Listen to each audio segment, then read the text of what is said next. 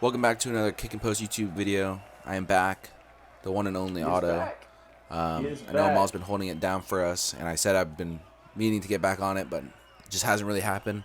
Here, we got Khabib versus Oliveira, and haven't played UFC in a while, and there was just a big lightweight fight with Oliveira and Dustin Poirier. But before we go into that, how you feeling, Amal? It's been good, man. I know the holidays just passed. I'm still in my festive fit right now, but Merry Christmas to all and to all a good night. Hopefully everybody had good holidays. People who celebrate otherwise Hanukkah and all that. Happy Hanukkah, Happy Kwanzaa. Just been chilling, man, and having fun putting out content still for y'all. Glad to have Otto back. I do not remember how to play this game. Ooh, right after you don't remember, you throw the sick. Was it check hook or straight? I don't know. I'm just throwing. Ooh. So yeah, happy holidays to everybody. Hope you guys enjoyed it. But it's back to business, you know. It is best. It is. Ooh. A week or two before Christmas, we had the Oliveira versus Dustin Poirier, which I think everyone was very surprised by the outcome. I don't think everyone thinks of Oliveira to be like a dog like that, to be able to stand in with Dustin like he did for that first round. Eventually ended up submitting him, which heartbreaking for me. I really wanted to see Dustin win. Yeah. How'd you feel about it? So I was on the side where I thought the fight would be quite competitive, but I did think Dustin would be able to pull it out. The submission, what was it, second round, right? Yeah, second round. Yeah, mid second round. It was surprising that like I saw Dustin kind of falling in the traps, and before the actual submission, Oliveira did have him in quite a few compromising situations where you're like, oh yeah, if the fight continues in this direction, it's not going to be in Dustin's favor. And he just kind of kept applying that pressure. But what surprised me the most is what you said in the first round. He stood in the fire with Dustin, and they were striking blow for blow, and he didn't really get like severely hurt in that exchange. He did get touched a little bit, waver, but he was able to stay in there and kind of just eat the damage and let Dustin wear himself out a bit. I wouldn't say he was tired, but he definitely took a lot of he put a lot of stamina out in that exchange in the first round, which kind of led to Oliveira going to work in the second. But Yeah, I don't I think thought I've it was ever already seen. disrespectful that he was an underdog for his championship defense. Like no matter what, I feel like that was a little bit ridiculous. Um, yeah, I think so too. But I think it was like close. You know, it was always supposed to be close Yeah, because it was like a 130 to uh, plus 110 or something like that. It was really, the odds were close. yeah, but for it to be plus, you know the difference. Like a lot of these fights go in being negative 110 if they're close. We keep right back to like a Rose Whaley matchup. There's somebody else on that card that was like a negative 110 and negative 110. Like usually they'd still have Oliveira not be plus as a champion. It takes a lot for it to stay as a plus. That means a lot of money was on the Poirier side of this thing Yeah. to keep it where Oliveira was plus. So, like you said, a lot of people expected Dustin to win, but Oliveira came out and was like, "Yeah, come make money with the championship underdog." So that fight is done and dusted. Get it, Dustin Poirier. Um, but that leads us into a what if scenario. Like, what if Khabib came back? Who would win? Khabib was probably the most dominant lightweight of all time. Yeah, I think that's the question. So, how do you think their styles clash? Obviously, Oliveira being a submission specialist, but we've seen how good Khabib can be, not only with his wrestling, but with his submissions, as he submitted Justin Gaethje pretty handily. Hmm. So, what are your ideas? I mean, I think the positive is that we keep getting to see Oliveira against some of these people that Khabib kind of manhandled, right? It's not. I haven't seen anything about a confirmation, but the next fight for Oliveira is supposed to be Gaethje, right? Yeah. So we get to see how he fares against the last person to fight Khabib for the belt, and how that works out. But to be honest, I like Oliveira's length in the matchup against Khabib, but it's just how dominant Khabib is on the ground because they're both known for that. I feel like Oliveira would have to fight the fight away from his strengths, while a guy like Khabib is always going to push you to do what he does. No matter who he's fighting, it's going to end up on the ground, and I don't think there's ever been anyone better than him in that regard. He just has the right. I don't know if it's even the right tools, but just the training and the dedication, the way he goes in and he wrestles, and his strong and his grip and all the things that some of the stuff you can't teach. You know, I feel like You can't teach the smash. you can't teach the smash, man. I Even smash though you. like almost everybody coming out of his camp Knows seems how to to have the smash.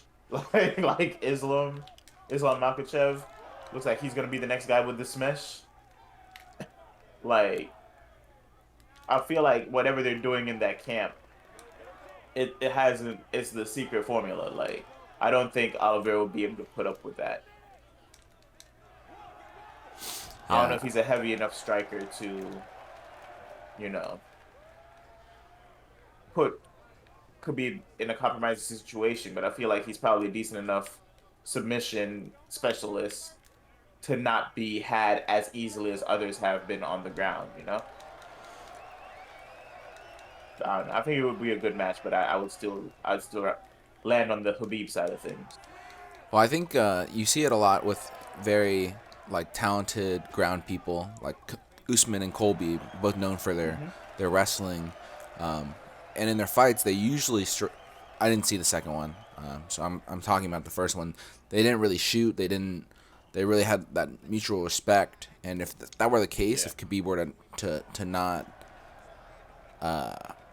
try and take him to the ground, I don't know who would win because I obviously that's like Khabib's like greatest flaw is like he's not the best striker, you know.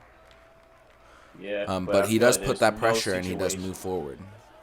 I feel like there's no situation where it turns into a striking match. Like unlike the Usman types or the Covington, because like you said, I did watch the second one and there was a little bit more groundwork in that second fight because there was literally zero. Wait, what? No, no, no, no. I don't know how to do this. Me neither. But there's way less groundwork in that second one. You're gonna get up because I don't know what I'm doing. I wasn't even trying to submit you.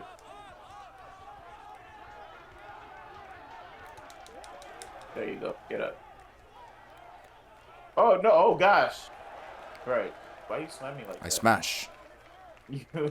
Yeah, there was way less groundwork in the second, in the first Covington Usman fight. A little bit more in the second, but Khabib is no striker compared to those two guys.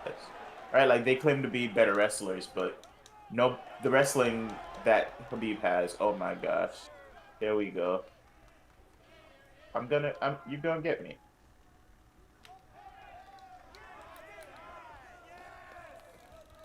I smash. Stop smashing.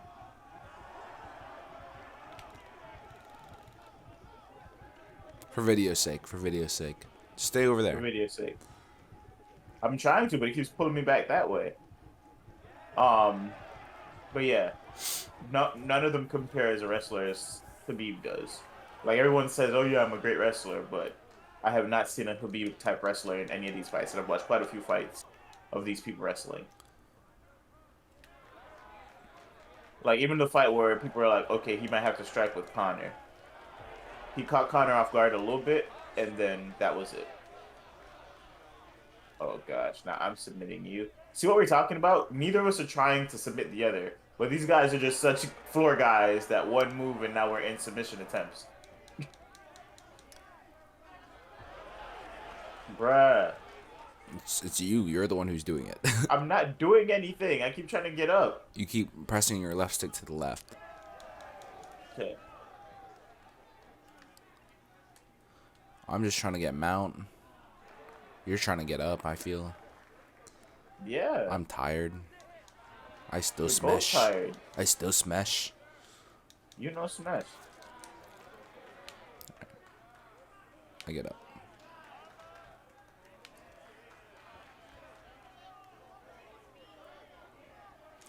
I get up and I take you back down. Oh my goodness, here we go. That's where I live, man. Ouch. I'm for sure winning this fight on points, Give me boy. that look. It's all about points, man. You got to secure the points, secure the takedowns. How much confidence do you have in Oliveira's hands? I'm sorry, what? How much confidence do you have in Oliveira's hand?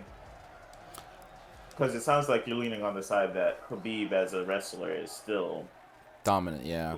I mean, yeah. it's been so long since we've seen him. You know, I feel like if we were to lose, it'd be like, oh, I haven't fought in forever. I feel like honestly, Do it you is think a. he's not fighting? I don't think That's he's he's training still to the training. extent. No. But I feel like he's still in the gym, especially with the guys he's coaching, the goals he has for them. You know, I feel like he's still in there, staying pretty active. And if he's in there against a guy like Islam, it's good practice. I know he has this thing now. He's trying to run his own promotion. He got guys that were once opponents, kind of signing up to be on his promotion. You know, so he's got different focuses, but which is also interesting. He's running the promotion in the United States, from what I heard recently as well. Eagle FC. I figured he'd run that thing in Russia, Maybe. but he knows capitalism kind of works better in the United States. I wish I could do more on the ground here. Like do all the stuff that he does. Oh, I'm smashing. The thing is, if you could do all the stuff that he does on the ground, everyone would just pick Khabib and go crazy. There'd be no way to escape his submissions. You could attempt a submission, but You need to stop smashing. There yeah, you we can't even go. really pass this half guard or get out of half guard. No, I can't, bro. I don't think I have enough stamina. Or nope, he's just too good. I don't know how to throw elbows on the ground. Your time is up. Oh yeah.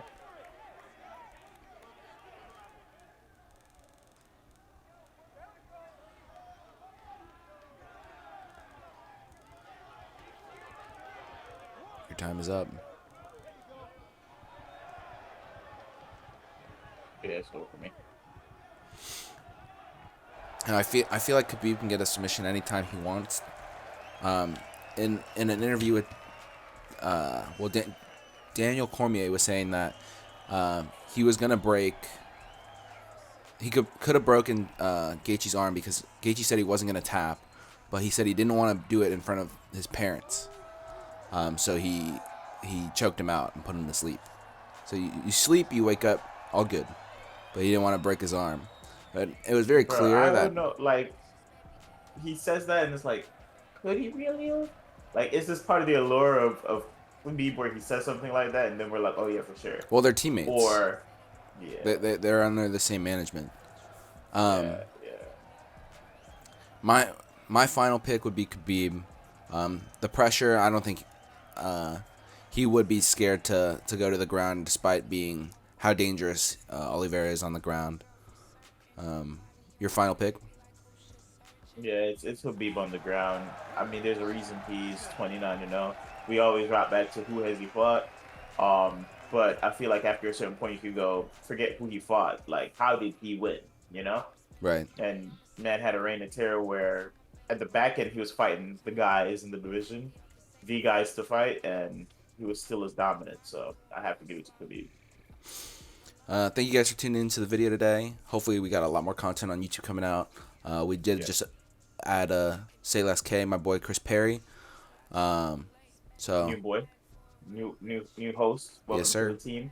We'll have a video out soon. Actually, formally welcoming to the team and talking what we plan to do, especially going into the new year. But yeah. and on that note, all right, y'all.